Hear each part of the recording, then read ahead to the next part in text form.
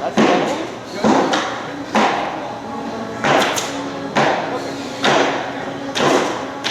Good. Yep. Hey, running. Oh, thank you.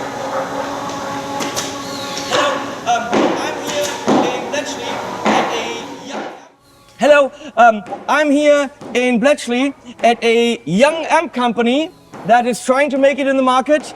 They're up and coming, and we want to help them out to be bigger and be well known. And I think we could probably do that. If they're not already there already. Maybe, who knows? There you go. So this amp company, as you can see, makes amps and cabs. And everyone likes to talk about the tubes and the sound and the artists, but the unsung heroes in the amplifier manufacturing world are the Tolexy people. That is probably your official job description, Tolexy guy, right? Well, cover it. Yeah, coverer. Cover. And it is something that I would never want to do because I would have glue everywhere. The thing would look horrible. There'd be 17 folds on top of each other. I think it is something that requires a lot of experience, right? Yeah, as I've been here 38 years. And this is Paul, by the way, right? Yeah. I'm so horrible with people and introductions. Behind the camera is Colin frickin' Scott. So, where do we start? Obviously, the first part is the cabinet's been wrapped. Yep. On the conveyor, waiting for us to cover. Oh, so that part already gets done for you? Yeah, that's already wrapped. Okay. Reason being, we used to wrap them on ourselves, but it's quicker if we got people actually wrap them. We can actually cover more. Okay. When we're just picking them up. So the rough thing is done, but it's overlapped here. It's not. You will do that. There is reason for that. Okay. Right. Obviously. Colin, come over here so we can see these steps. Obviously, the first thing I do, I like to cut out my handle holes. So. There's a hole.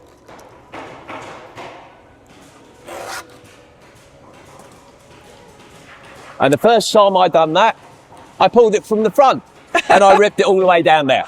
Yep, that's what I would have done. Yep. Then obviously, there's your front. You want to get rid of all the air bubbles. So the glue is already on it? Yeah. This is a water-based heat-activated glue. Mm-hmm. Quickly demonstration for you. That piece there, and if I actually hold it in my hands, now peel it apart. Okay. Yeah. The heat from my fingers. It's not sticky. No. I would assume it's non-sticky at all. No. We use a water-based glue on the leather and on the cabinet itself. So obviously once the two combine, I've just put that down with my hand and look how sticky it is. So you just got to keep playing really hot licks for the Tolex to stay on. If you play boring ass music, it will fall off. Well, there you go. If you want to, then fair enough. It's going to fall off. Right. So all your air bubbles are gone.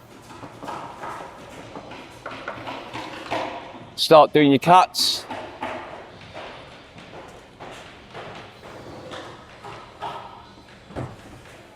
Now that flappy bit is where you make your mitre. Your mitre. That's your where we're making mitre. My mitre. Whatever that is. You will find out shortly. This is really hard work, as I can see, because you're shifting around this 412 as if it's nothing. You're doing this by hand. Yeah. No ruler, nothing. No. And if you've done it right, when you come to do this bit, it should just sit in there. You should be able to rub your bones straight across it. And it fits. And you make it disappear. And you use your hands a lot to actually get it into the right position. Then obviously You're using the bone, it's getting rid of any excess air that may be trapped. So You definitely don't want bubbles. it's a bit like wallpapering.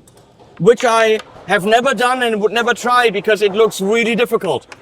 It And is. when we do wallpapering in my house, my wife does it and I run away. Yep. I'm usually saying, I'll be back, honey, thank you. Yeah, the pubs are still open. You trim off all your excess, bone it behind.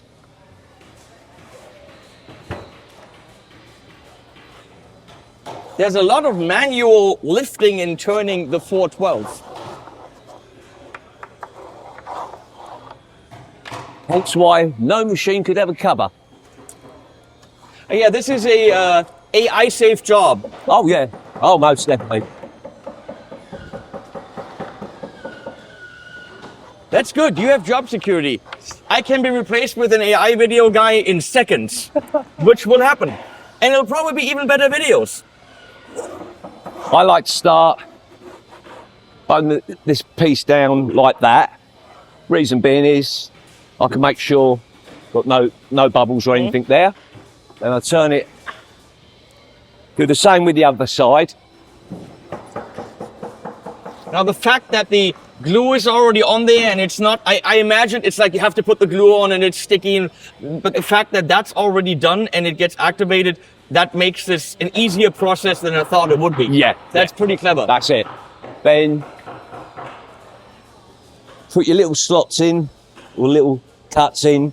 That'll become self-explanatory once they've done the top.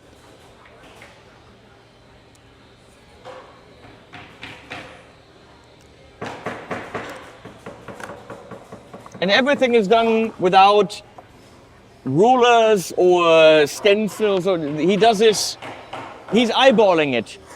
Because he's done it for probably about 4 months already. So, I mean, that's experience right there. How long have you been doing this, Paul? I've been doing this for 38 years. So if you do a job for 38 years, then you can do that like Paul.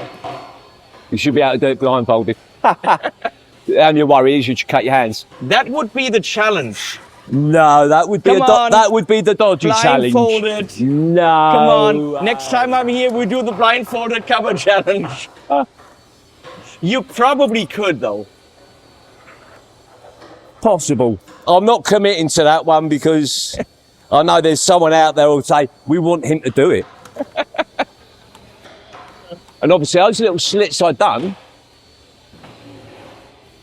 means that I can then just pull that down, bone that.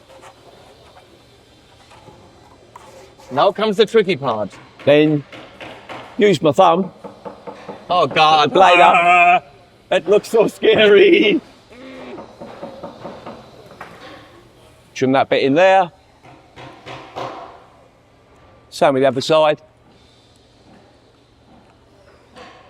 I must admit, when I'm at home working with a Stanley knife, my wife turns around and says, "Be careful." I said that I use a Stanley knife about 6 hours a day, so you don't have to tell me how to be careful. I've got the scars to prove it. Yeah, I'm always very careful of these things. I mean, you know, you have to respect the tool. Oh God, yeah. Any tool of any sort, whether it be electrical or a manual, you got to give it respect. The moment you think, I got this, I've done it long enough, you know, that's the moment That's when, the when moment stuff when it all happens. goes Pete Song on you. Then obviously the same with this side.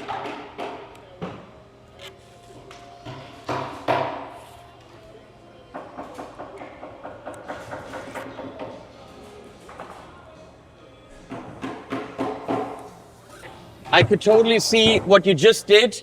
If I did that, I completely wrecked the corner. How many corners have you wrecked like that, where you cut in too deep? You can't really wreck the corners because obviously on something like this, you put a plastic corner on it. Yeah. So you're fairly safe in that respect. So if you had, I mean, there's companies that don't put the corners on. Like, you know, when you see like a Friedman app or something. Yeah. It's all beautifully done. I mean, these are works of art when it comes to covering. Oh, definitely. And if you had to do it so that it's cornerless, you would have to spend quite a bit more time on it, right? No? No, I can show you with one of these. This is a vintage unit. Okay, wow. As you can see, there are no corners. Look, the corners. It's another thing. We train people up on the standard. Then we gradually, we then show them how to do vintage, but we get them to actually start practicing on the standard. Okay. So that by the time they come to actually do a vintage, they've got more idea of how to do it. You don't start with that. No, no. What I will do though, I will show you a vintage corner that we would do.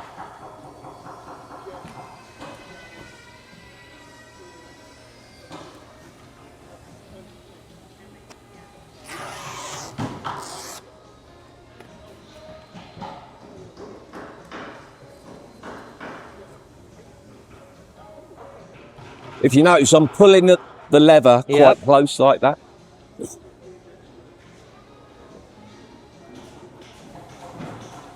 What I'm trying to do is actually get right down to that tip, that edge there.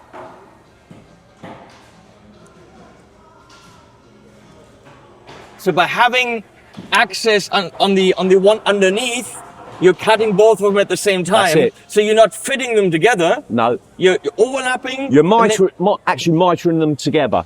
And I can't even see where, if I really concentrate, I can see it, but not from the audience. But the thing is, with an elephant grain, it will show up more. But when you do that with, because it's a smaller grain, you can just about see the mitre there. Tough. But most of the time, I saw in the museum when we were there was some where you could see it very clearly. Yeah. But on this one, well, you didn't do the ones up there, did you? No. So on a step, that's a vintage corner. That's how we'd get them to practice them. Oh, that's amazing. But a standard corner, because these have got... Run around. Wait a second with that. Yep. First of all, film this. It's really, really tough to see where it is. And now let's see what he does over there. This is a standard one. So obviously where you've got your corner, and then all you would do there is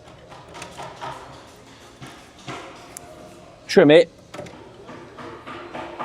tap it in, then obviously when they put the plastic cup over it, it's not being forced away by any leather underneath.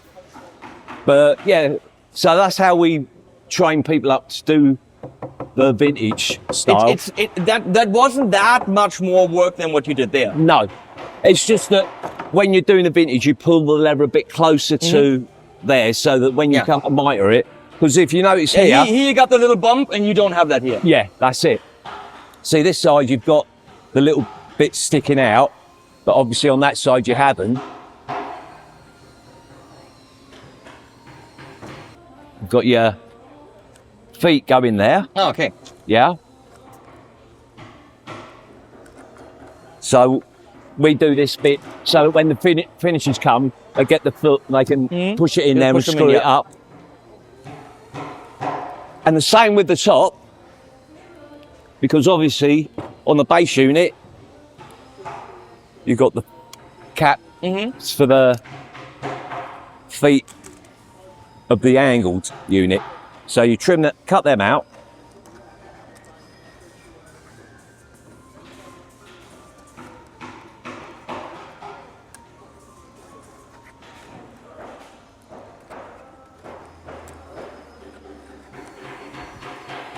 Then obviously do this side and that'll be the cabinet finished.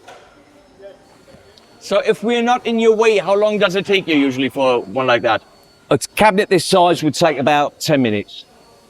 And then not so much the silver amps, we have to take it slightly longer because you've got to make sure you don't leave any marks or anything on it. But an average amp will take about 6.5 minutes. Okay. So we like, when we first train people up, we like them to actually cover a lot of amps, because that's a unit that all the cuts you use on a standard 1960, you use on this as well. So it gives you practice Yep. in doing all that. I'll do these two sides as standard. Now, when you see a concert on TV and there's a Marshall cab or an amp on stage, do you still, I'm sure that definitely was in the beginning, but do you still feel a sense of pride and you're like, I did that one? God, yeah. Does that ever go away? No, because like watching anything after I started here in '87, so sort of like any videos or anything after '87, I'm thinking that could be one of my cabs there. But when you actually look at some of the earlier stuff as well, and you think, wow, you watch that they changed it. They used to use a petrol-based glue at that point. When I first started it, we were still using it. It can be a bit of a nightmare to work with because it gets too sticky too quickly, and you're trying to peel it off the cabinet, and you end up peeling bits of wood off. Yeah. And then it's wrecked. Yeah. So, but then. But I bet it's cool to see any band and think, you know what, you're part of rock and roll history. Well, with what you do. I've been lucky enough to do stuff for people like Bryan Adams. When he done a tour with the Rolling Stones mid-90s, he sent all his equipment down here to get recovered in white so that he stood out from the Rolling Stones backdrop. All his units were in white. Status Quo. Another band, they do, like the silver. I like the Jubilee we use. Last big tour, their last farewell tour, they sent all their cabs down and they had them in silver and white. And they even sent us tickets down so that we could go see them. That's cool. That's what you call, yeah. That's definitely cool. That's it. Can't knock that. You can't really knock that in any way. But yeah, it's like some of the people we've had in here, like Lemmy from Motorhead. So he was over there, Lemmy. It's great. We've had some real, like Slash, when Slash has been around a few times. And you look at him, whoa, when you see him on stage playing, you think, I really hate you, because he makes that guitar sing. Him, Joe Bonamassa. Yeah, but, through the speakers we work on. Oh, yeah, obviously. You're part of that. That's not just him. Oh, God, yeah. I'm very proud of what I've actually done in all the years I've been here. It's like a lot of people sort of like, how long have you been now? For nearly 40 years. People amazed. Because a lot of people these days don't do 10 years in a job. There's a lot of turnover in our industry, a lot. I've been lucky enough I've worked with some good people here, and I've actually worked in most of the sections around here. I've done 5 years in the wood mill. I've worked out on baffles.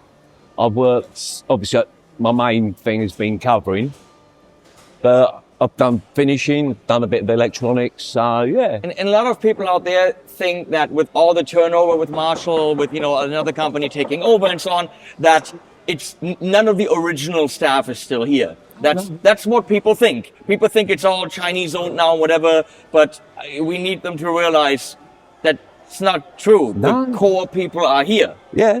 Maybe they kicked someone in marketing and found someone new that's going to talk to us idiots, but the people doing the actual work are the people that have always done the work. Yes, it's the same. Thank you so much. This was absolutely interesting. I've wanted to make a video like this for a while. And I'm glad to help this young and upcoming amp manufacturer from Bletchley in England get some publicity, because otherwise, who else is talking about Marshall? Fucking nobody, right? Thank you so much. No worries. It was a pleasure. No worries. And thank you to Perfecto Castro on that camera and Colin Scott on that camera. And animals at the end. Last goodbye,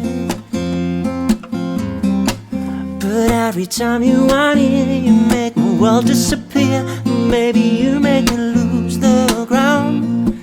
You got me head over heels, you put a spoke in my wheel. You turn my universe upside down and downside up.